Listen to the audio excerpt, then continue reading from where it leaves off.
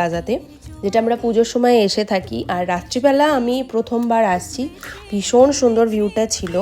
আর আমরা দেখো ভেতরে চলে যাচ্ছি, আর এখানে ঐশী আমার ভিডিও বানিয়ে দিচ্ছিল। যার বার্থডে তাকে দিয়েই আমি ভিডিও বানানোর দায়িত্ব দিয়েছি, কি আর বলি।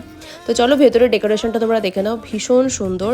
সেখানে গিয়ে তো আমরা ছবি টবি একটু তুললাম গল্প গুজব করে, তারপরে খাবার অর্ডার দিয়ে তারপরে আমরা ওখানে ঐশীর বার্থডেটা সেলিব্রেশন করলাম। একটা কেক নিয়ে গিয়েছিলাম আর ভেবেছিলাম ওখানেই কাটবো। ওই যে আমার বোনছি, ওরই বার্থডে আজকে।